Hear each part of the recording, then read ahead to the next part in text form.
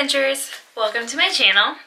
So I just got home from Long Beach Comic-Con. It was their 10-year anniversary and it is held at the Long Beach Convention Center.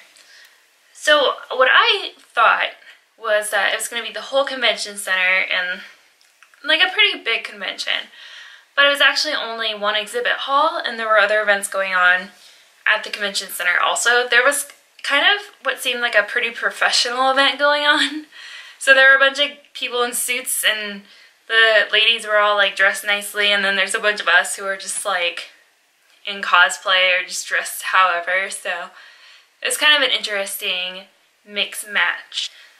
So when I arrived, it was probably around 12 o'clock. The convention started at 11. It was from 11 to 5 today, which is Sunday, the last day of the convention. When I arrived, it said there was a sign that said that all parking lots were full. So I just kept driving and I ended up parking on the street a couple blocks away.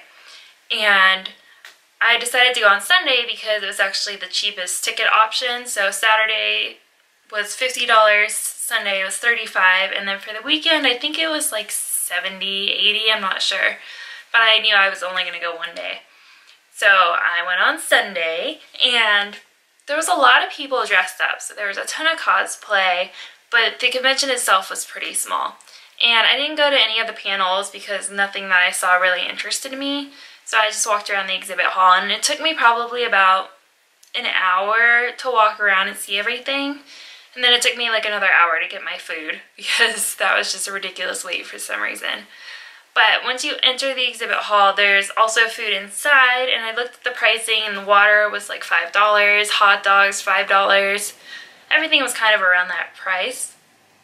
And it seems like Long Beach Comic-Con is kind of how San Diego Comic-Con was when it first started. So there weren't really any major industry booths today, and it was pretty much focused on like the actual comic books and art and finding new artists and stories and comics that you could follow or buy.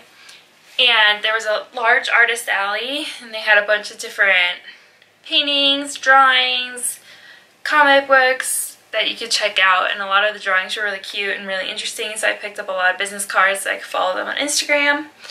And they also had a little cosplay corner where they had that backdrop set up where you could go and take pictures in your cosplay if any of the backdrops matched what you were dressed as.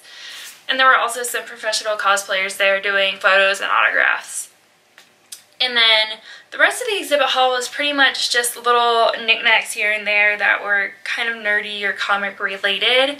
There was a lot of Star Wars stuff today, and then there were a couple booths selling little stuffed animals and pops, and then there's always the same booths at pretty much every convention. Like T-Turtle is always at conventions no matter what.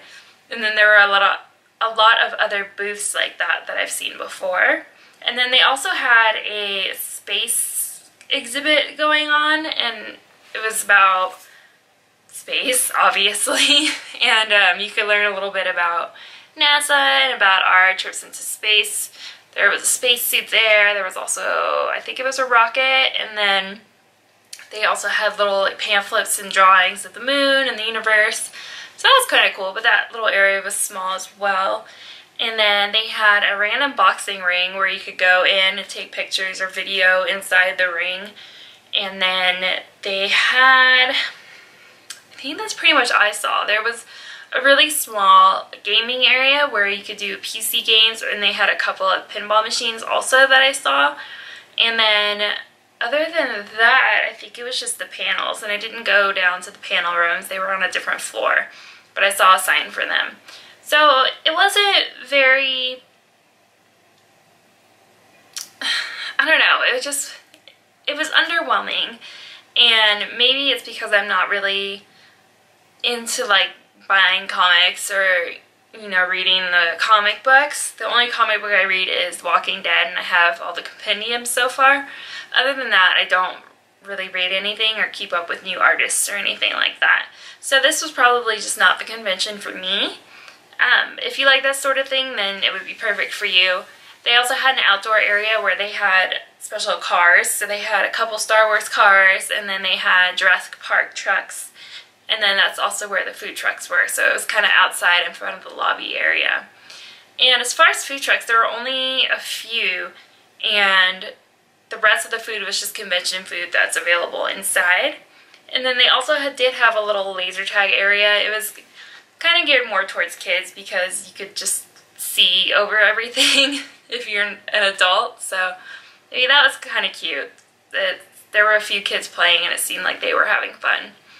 So, I mean, other than that, it was pretty small. There wasn't really any swag. The only swag that I ended up getting, actually, was from my good friends at MedMen. And if you watched my LA Pride video, they were also at LA Pride, and you will recognize this t-shirt.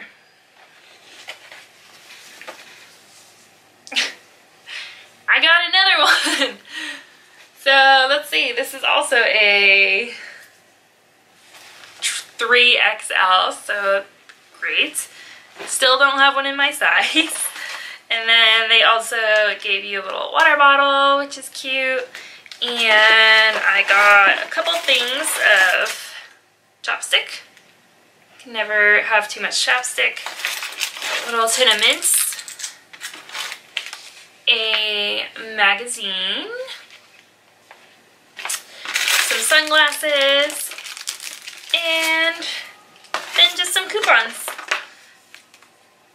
So that's pretty much it. And then everything else I picked up were just business cards of different artists that I liked, so I could check out their work online. So if you were able to get there early enough to get parking, apparently parking was $15, and it was cash or card, which is nice and not too expensive. And I think overall the whole convention is very reasonably priced. It was just way smaller than I thought, so I don't think I would be going back. I would prefer to probably do WonderCon. I went to WonderCon last year and I actually liked it a lot better. It was a little bigger and there's a little more variety of things to see and types of entertainment booths that you could check out. But I mean, it was fine. It was fine. So it was about an hour and a half of a drive for me, and I'm used to that, so that wasn't really a big deal. But if I had to rate it out of 10, I would give Long Beach Comic Con, I want to say I would give it a 7, and I would rate it lower, but like I didn't go to the panel, so I don't really know how that part of it is, so that could have been awesome. But I'll give it a 7 out of 10 just because it is pretty small. A lot of the booths were the same and there wasn't a lot of variety. And as far as photo ops and autographs, it was a lot of lesser known people, so not any sort of like celebs really, or major people in an industry that you could get photos or autographs from.